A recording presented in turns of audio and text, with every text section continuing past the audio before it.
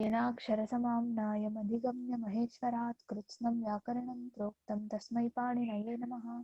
वाक्यकारं वररुचिं भाष्यकारं पतञ्जलिं पाणिनिं सूत्रकारं च प्रणतोऽस्मि मुनित्रयं नमस्कृत्य तदुक्तिः परिभाव्य च वैयाकरणसिद्धान्तकौमुदीयं विरच्यते।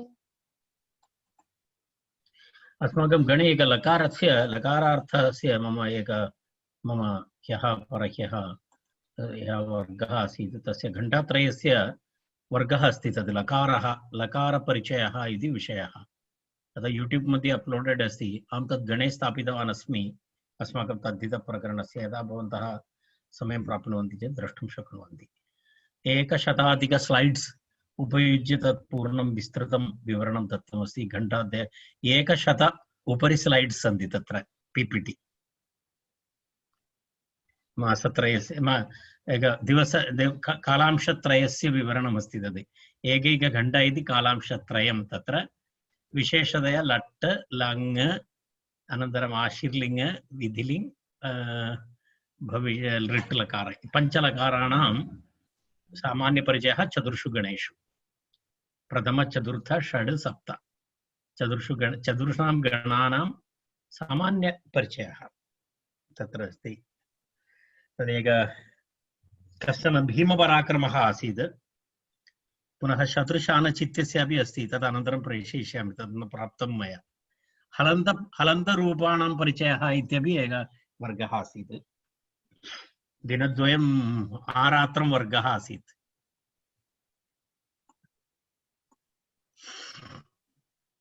अस्तु, इदानीम् अस्माकं विषयः कुत्र वयं स्मः इदानीम्? एकनिमेषः।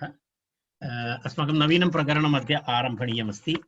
अद्यतनप्रकरणं ठञधिकारे कालाधिकारप्रकरणम् इति अस्माकं नवीनः विषयः। कालाधिकारप्रकरणं सूत्रसङ्ख्या 1736।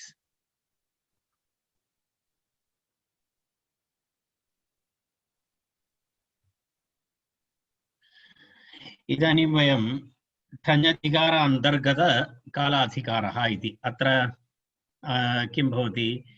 कालः अत्र अधिकारः भवति। कालः इति मुख्यतः कालः इति विषयः भवति। अत्र ठञधिकारस्य अन्तर्गत कालाधिकारप्रकरणं। तत्र ठञ् प्रत्ययः एव औत्सर्गिकः प्रत्ययः नाम ठञ् प्रत्ययः एव भवति। एतद् वस्तुतः प्राग्वतीयप्रकरणस्य अन्तर्गतप्रकरणम् अस्ति।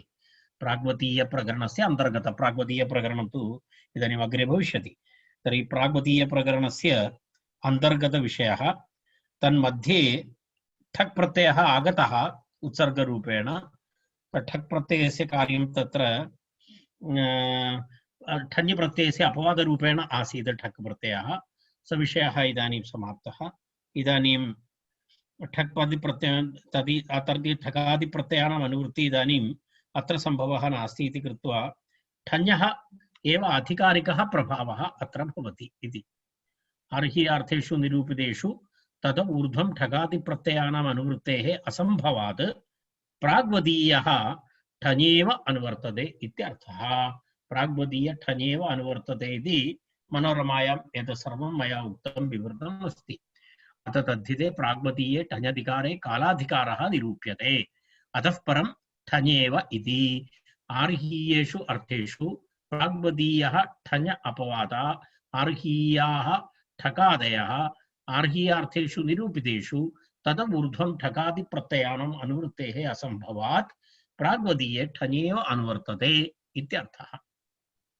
तत्र एवं तत्र उक्त्वा इदानीं वयं साक्षात् प्रकरणस्य आरम्भं कुर्मः। तत्र प्रथमं सूत्र अतः परं ठञेव इति। इतः परं ठञेव अधिकारः भवति इति आशयः। प्रथमं सूत्रम्, एतत् सूत्रं वयं तत्र किञ्चित् एकवारम् अहम् एतस्य सूत्रस्य उल्लेखं कृतवान् पूर्वम्। एतत् सूत्रमस्ति पारायण तुरायण चान्द्रायणं वर्तयति इति अग्रिमं सूत्रं। पारायण तुरायण चान्द्रायणं वर्तयति इति सूत्रम्।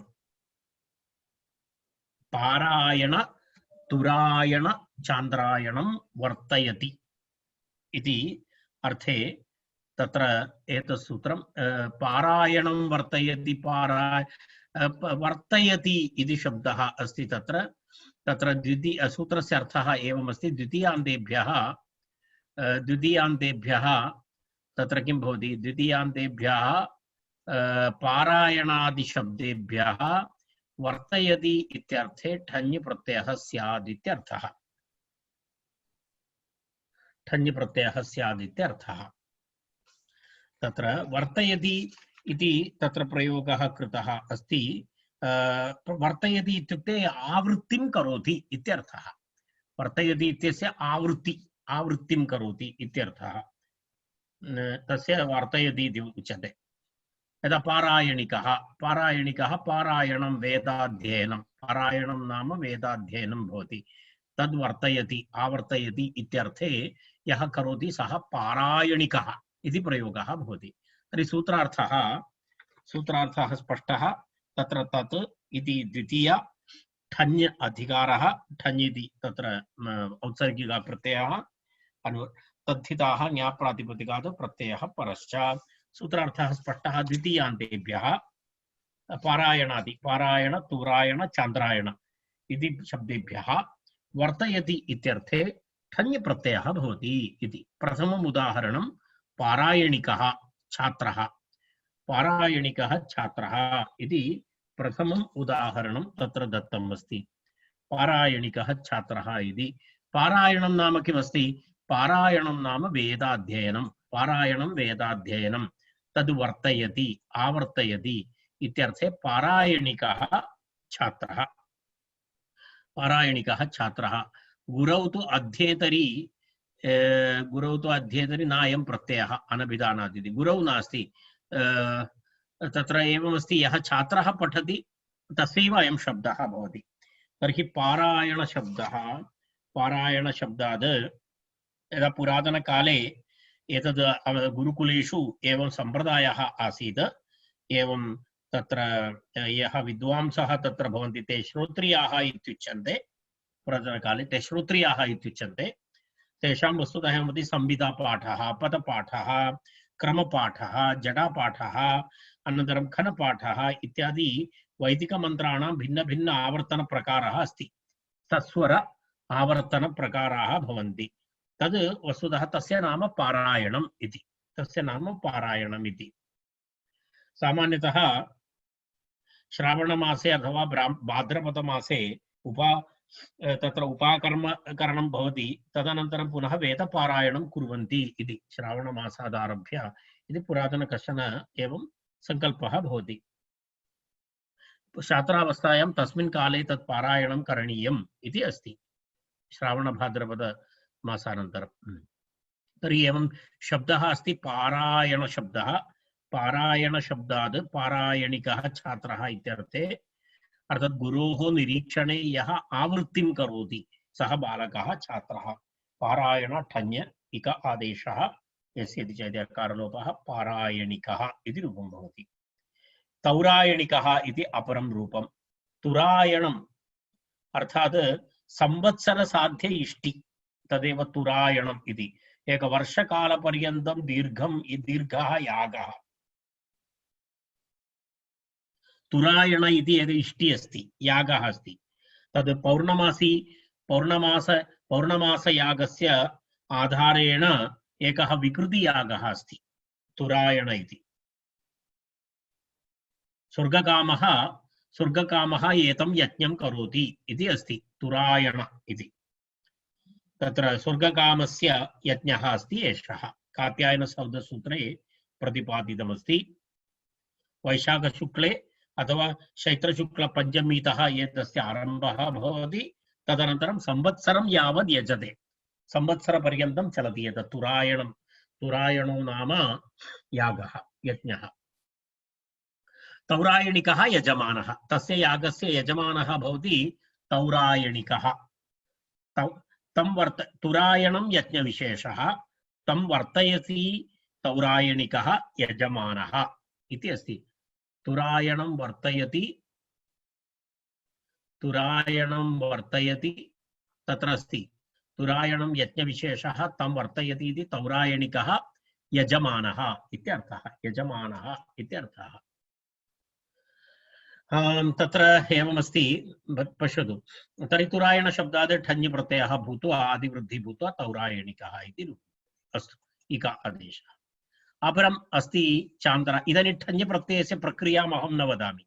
ठञ् प्रत्ययस्य प्रक्रिया इदानीं कट् भवन्तः करणीयम्। इदानीम् आं तद् भवन्तः सर्वे जानन्ति। इदानीम्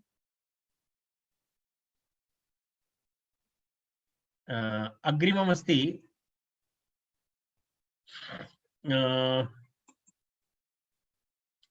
अग्रिमं किमस्ति? चान्द्रायणिकः।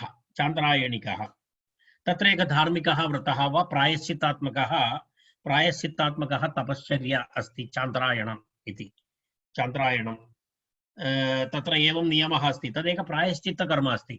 यदा अमावासी दिवसे आरभ्य एकैकग्रासः, अमावासी दिवसे उपवासः भवति तस्य, तदनन्तरं निराहारं कृत्वा एकैकचन्द्रकलायाम् एकैकदिवसे एकैकग्रासः भोजनं वर्धयति, करोति। प्रथमदिवसे एकग्रासः, द्वितीयग्रासे द्वितीयग्रासः इति एवमेवमेवं कृत्वा कृत्वा तत् प्रायश्चित्तं करोति। तदेकः सम्प्रदायः। सर्वविधव्रताः शरीरे भोजनस्य उपरि चलन्ति, अर्थात् सर्वव्रताः भोजनम् आधारीकृत्य एव चलन्ति। चान्द्रायणिकः इति तत्र साबुदाना व्रतः अपि अस्ति, चान्द्रायणव्रत इव। चान्द्रायणिकः इति, चान्द्रायणिकः इति यः चान्द्रायणं करोति, सः चान्द्रायणं यः करोति इति सः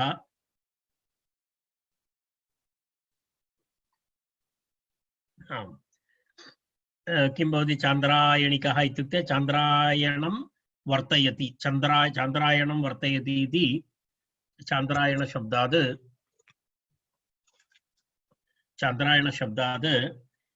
ठञ् प्रत्यये चान्द्रायणिकम् इति। अग्रिमं सूत्रं संशयमापन्नः। संशयमापन्नः इति तादृश बहवः छात्राः भवन्ति। संशयमापन्नः इति सांशयिकः। संशयः विषयीभूतः अर्थः इति अर्थः। तत्र संशयविषयीभूतः अर्थः इति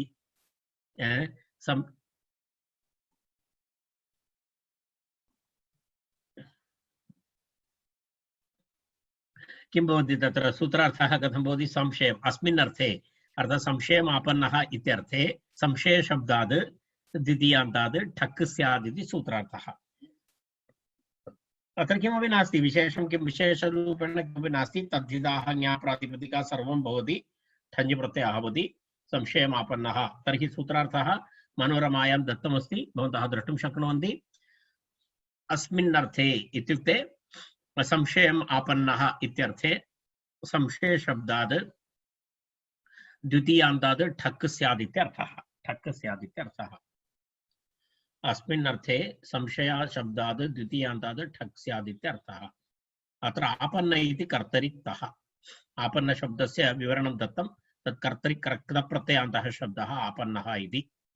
तत्र किमस्ति? संशयविषयः, संशयविषयभूतो अर्थः सांशयिकः। अर्थात् यः किं भवति तस्य एवं तत्र उदाहरणं पश्यतु। सांशयिकः इति उदाहरणं तत्र अस्ति, यत्र संशयः भवति। तत्र यदा उदाहरणं वस्तुतः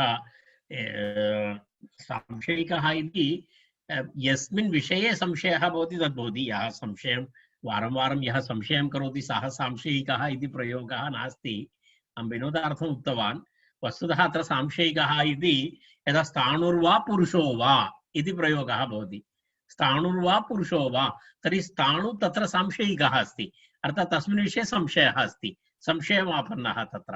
अर्थात् अयं स्थाणुः वा अथवा पुरुषो वा इति संशयः जातः, तर्हि तादृशप्रयोगः भवति। अर्थात् यस्मिन् विषये तत्र संशयः भवति, संशय आधारे अथवा संदिग्धरि न अयं प्रत्ययः इति। अर्थात् तत्र यत्र संशयः भवति तत्र नास्ति, अर्थात् यस्य तत्र संशयविषयीभूतः इत्यर्थः। संशयस्य यः विषयीभूतः अस्ति सः सांशयिकः। संशयः स्थाणुः अथवा पुरुषो वा, तर्हि संशयस्य विषयीभूतः अस्ति अत्र स्थाणुः, तर्हि स्थाणुः अत्र सांशयिकः इति।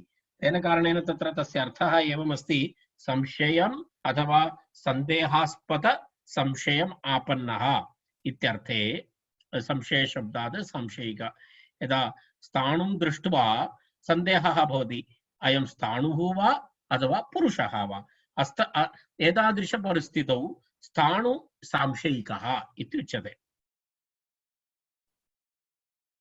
परन्तु अमरकोशकारः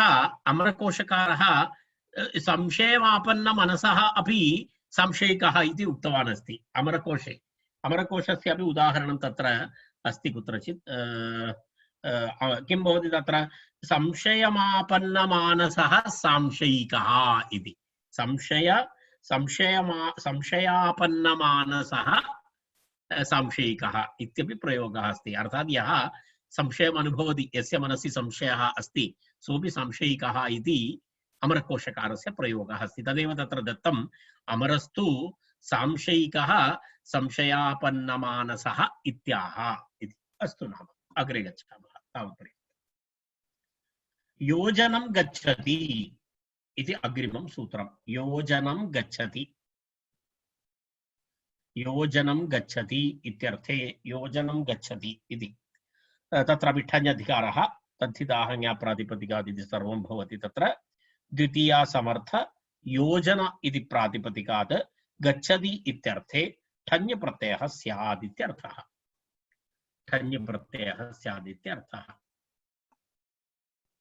किमस्ति योजनम् इति द्वितीया समर्थ द्वितीयान्त अत्र अस्ति द्वितीयान्त योजन शब्दात् गच्छति इत्यर्थे ठञ् स्यात् द्वितीयान्तात् योजन शब्दात् गच्छति इत्यर्थे योजनं गच्छति दूरं गच्छति इत्यर्थे तत्र एतस्मिन् अर्थे तत्र किं भवति ठञादि प्रत्ययाः भवन्ति इत्यर्थः यौजनिकः इति प्रयोगः यौजनिकः इत्युक्ते यौजनिकः इत्यस्य कः अर्थः यः कोऽपि योजनं गच्छति योजना नाम चार्कोस् एक योजनं तर्हि योजनं गच्छति इति यौजनिकः तावत् दूरपर्यन्तं यद् गच्छति तत् योजनं गच्छति इति यौजनिकः एतद् विहाय अन्येषां केषाञ्चन शब्दानामपि वार्तिकैः अत्र उपस्थाप्यते तत्र एकं वार्तिकमस्ति क्रोश शत योजन शतयोः उपसंख्यानम् इति तत्र एकमस्ति क्रोशशतं योजनशतम् एतयोरपि गच्छति इत्यर्थे ठञ् प्रत्ययः भवति इति वक्तव्यम् इति वार्तिकम् कौ शब्दौ क्रोशशतम् इति शब्दः क्रोशशतं गच्छति अथवा योजनशतं गच्छति इत्यर्थेपि क्रोशशतशब्दात् अनन्तरं योजनशतशब्दात् किं भवति ठञ् प्रत्ययः भवति इति क्रोशशतं गच्छति इत्यर्थे क्रौशशतिकः योजनशतं गच्छति इत्यर्थे यौजनशतिकः इति रूपं यौजनशतिकः क्रोशशतशब्दात् अनेन वार्तिकेन ठञ् प्रत्ययः आदिवृद्धि तर्हि क्रौशशत इक क्रौशशतिक योजनशत इति अनेन वार्तिकेन ठञ् प्रत्ययः योजन तत्र यौजन आदिवृद्धि यौजनशतिक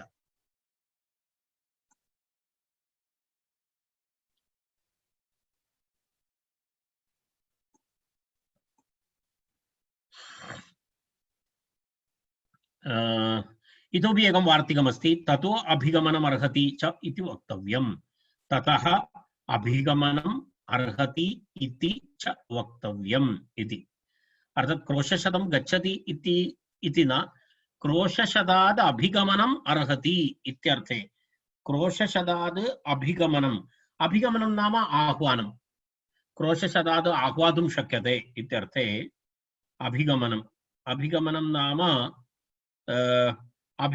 आह्वानम् अभिगमनम् अर्हति आह्वातुम् अर्हति इत्यर्थे आह्वातुमर्हति बुलानयोग्य इत्यर्थे आह्वातुमर्हति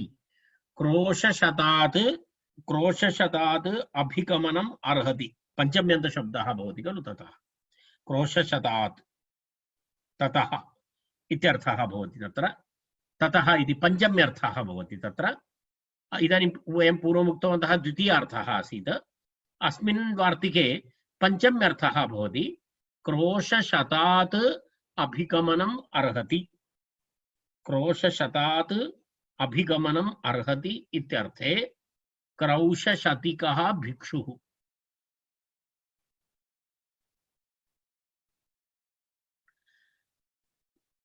अपरमस्ति यौजनशतिकः आचार्यः अर्थात् योजनशतात् आहूतुं योग्यः आचार्यः यौजनशतिकः योजनशतात् अभिगमनम् अर्हति इति यौजनशतिकः प्रक्रिया मध्ये भेदः नास्ति केवलम् अर्थे भेदः अस्ति इति वार्तिकद्वयम् उक्त्वा अग्रिमं सूत्रं पथः ष्कन् इति अग्रिमं सूत्रम् पथः ष्कन् गच्छति इत्यर्थे एव अस्ति गच्छति इत्यर्थः अनुवर्तते अत्र गच्छति इत्यर्थे अनुवर्तते तत् तद्धिताः ज्ञाप्रतिपदिकात् इति सर्वं द्वितीया समर्थ पथिन् इति प्रातिपदिकं पथिन् प्रातिपदिकात् गच्छति इत्यर्थे ष्कन् प्रत्ययः भवति षकारः इत् भवति षिद्गौरादिभ्यश्च इति सूत्रनिमित्तम् सूत्रार्थः दत्तः द्वितीयान्ताद् पथिन् शब्दाद् गच्छति इत्यर्थे ष्कन् स्यात् इत्यर्थः मनोरमायाम् अस्ति द्वितीयान्ताद् पथिन् शब्दाद् गच्छति इत्यर्थे ष्कन् स्यात् इत्यर्थः ष्कन् स्यात्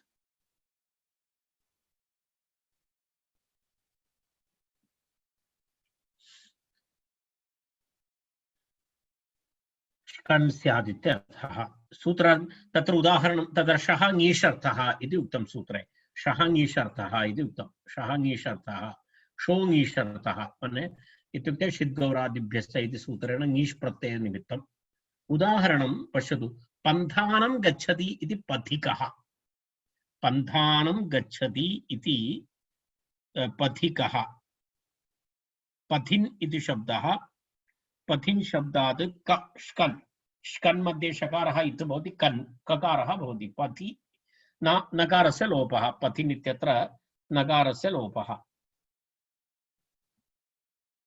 तर्हि पथिक पथिक इति पुल्लिङ्गशब्दः षित् कारणेन स्त्रीलिङ्गे ङीष् प्रत्ययः भवति चेत् स्त्रीलिङ्गे स्त्रीत्वविवक्षायां पथिकी इति रूपं भवति पथिका इति रूपं न भवति पथिकी इति रूपं भवति पथिकः पुल्लिङ्गे पथिकी स्त्रीलिङ्गे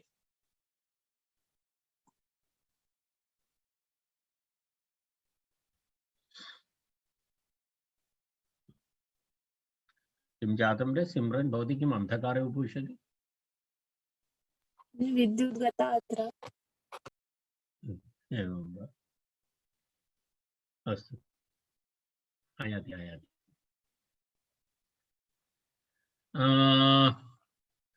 पन्थोणः पन्थो न नित्यम् इति अग्रिमं सूत्रम् पन्थो न नित्यम् पन्थानं नित्यं गच्छति इत्यर्थे तत्र न प्रत्ययः भवति यदा तत्र नित्यं गच्छति इति अर्थः विशेषार्थः भवति पूर्वार्थः तु सामान्यमस्ति अत्र तु किञ्चित् विशेष अर्थः भवति कः अर्थः भवति अर्थात् नित्यपदं तत्र योज्यमस्ति नित्यं गच्छति इति अर्थात् द्वितीयान्त पथिन् इति प्रातिपदिकात्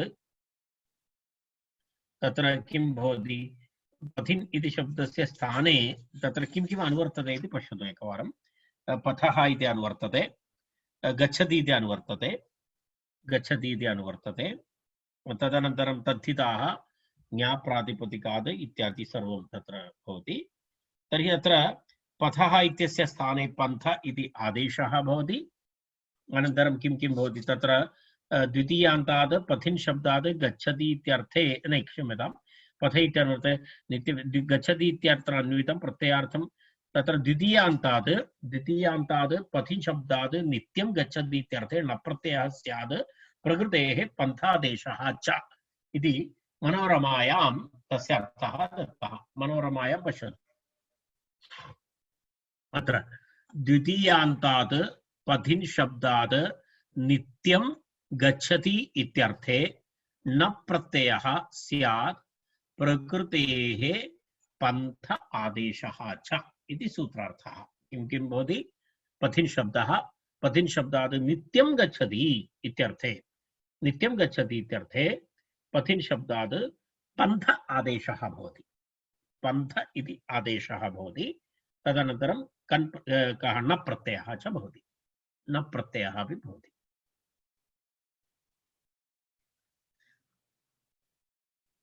पान्थः इति रूपं भवति। पान्थः इति शब्दः श्रुतपूर्वः शब्दः। पान्थः इति एवमस्ति। पन्थानं नित्यं गच्छति इत्यर्थे पान्थः इति प्रयोगः। पान्थः मूलशब्दः पथिन् पथि इति भवति। तत्र पान्थ इति आदेशः। पान्थ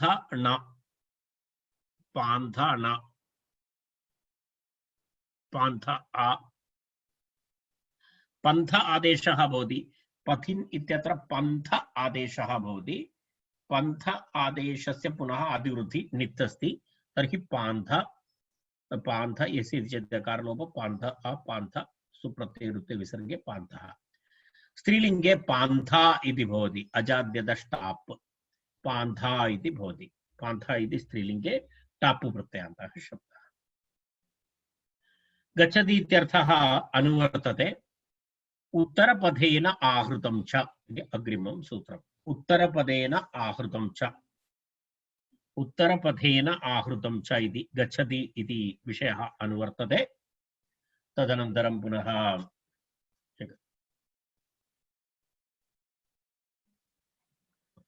गच्छति इति विषयः अनुवर्तते। किं किम् अनुवर्तते तत्र ठञ् इति अनुवर्तते।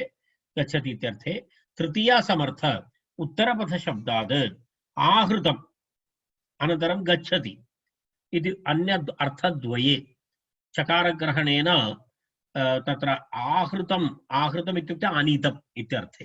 आहृतं नाम आनीतम् इत्यर्थे। तदनन्तरं गच्छति इत्यर्थे च चकारग्रहणेन गच्छति इत्यर्थः अपि अत्र योजनीयः। तर्हि गच्छति इत्यर्थे च ठञ् प्रत्ययः स्यात्। उत्तरपथशब्दात् किं किं भवति इति उत्तरपथशब्दात्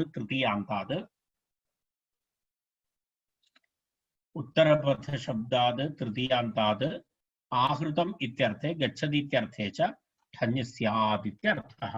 मनोरमा अत्र सामान्यतः सर्वत्र मनोरमा एव शरणं सूत्रार्थविवरणनिमित्तं। तत्रैव पश्यतु उत्तरपथशब्दात् तृतीयान्तात् आहृतम् इत्यर्थे गच्छति इत्यर्थे च ठञ् प्रत्ययः स्यात् इति। ठञ् प्रत्ययः स्यात् इति अर्थः। तत्र किमस्ति उत्तरपथेन गच्छति इति। उत्तरपथम् उत्तरभागस्य यः मार्गः भवति उत्तरपथेन आहृतम् अथवा उत्तरपथेन गच्छति इत्यर्थे औत्तरपथिकः इति रूपम्।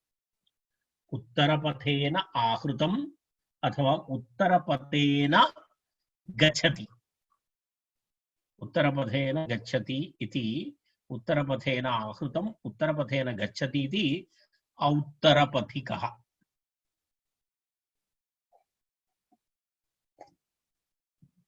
औत्तरपथिकः इति रूपं भवति। तर्हि तत्र ठञ् प्रत्ययः भवति। उत्तर औ इति भवति स्पष्टम्। आहृतप्रकरणे वारिजङ्गलस्थलकान्तारपूर्वात् उपसङ्ख्यानम् इति। आहृतप्रकरणे यदा एकं वार्तिकमस्ति तत्र वार्तिककारः किं वदति यत्र आहृतप्रकरणे अर्थात् तत्र आहृतविषयः आनीतम् इत्यर्थे वारिपूर्वक जंगलपूर्वक अर्थात वारी जंगलस्थल कांतारपूर्वक इति वारी तत्र जंगल अनन्तरं कांतारपूर्वक पथिन् शब्दात् ठञ् प्रत्ययः भवति इति वार्तिकस्य अर्थः। किमस्ति पुनरेकवारं वारी तत्र किमस्ति वारी जंगल स्थल कांतार एतत् पूर्वात् पथिन् शब्दात् तृतीयान्तात् आहृतम् इति गच्छति इति च अर्थे ठञ् इत्यर्थः। मनोरमा वार्तिकस्य अर्थः स्पष्टरूपेण मनोरमायां दत्तं। वारी जंगल जंगल इति वनं स्थल स्थलं कांतार वनम् एतत् पूर्वात् पथिन् शब्दात् तृतीयान्तात् आहृतं गच्छति अर्थे ठञ् इति वार्तिकस्य अर्थः। चत्वारः शब्दाः दत्ताः सन्ति। वारी जंगल स्थल कांतार इति शब्दचतुष्टयम्। एतत् पूर्वात् पथिन् शब्दात् वारी पथिन् जंगल पथिन् स्थल पथिन् कांतार पथिन् इति एतेभ्यः किं भवति ठञ् प्रत्ययः भवति। उदाहरणं पश्यामः। यदा वारिपथेन वारिपथो नाम जलमार्गः वारिपथं नाम जलमार्गः वारी जलं जलमार्गः जलमार्गेण आहृतं वारिपथेन आहृतं जलमार्गेण आनीतं वारिपथेन आहृतम् इत्यर्थे वारिपथ शब्दात् ठञ् प्रत्ययः वारिपथ शब्दात् ठञ् प्रत्ययः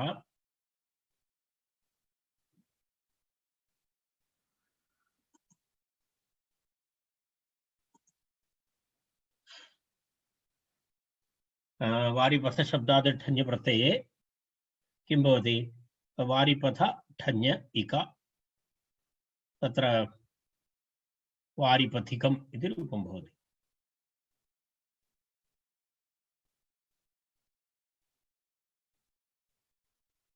जंगलपथ एवमेवं द्रष्टव्यं। जंगलपथम् इति वन वन वन वनमार्गः एवं स्थलमार्गः काननमार्गः कांतार कांतार इति वनमित्यर्थः कांतारमार्गः कांतारपथि इति तत्र कांतारपथि काननपथि।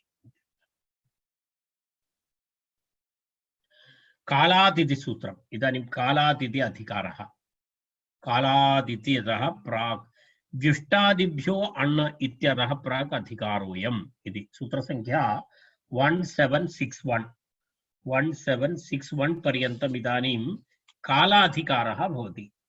कियत् पर्यन्तं 1761 इति व्युष्टादिभ्यो अण् इति सूत्रमस्ति। व्युष्टादिभ्यो अण् इति सूत्रम् इत्युक्ते व्युष्टादिभ्यो ठञ् विधि प्रकरणम् इति अग्रिमप्रकरणम् आरभते। तदा प्रथमसूत्रमस्ति तत् ठञ् विधि प्रकरणे प्रथमसूत्रं व्युष्टादिभ्यो अण् तावत्पर्यन्तम् इत्युक्ते तत्र च दीयते कार्यं भववत् इति सूत्रपर्यन्तं कालाधिकरणम् अस्ति। कालात् इति अनुवर्तनं कालात् इति अधिकारः।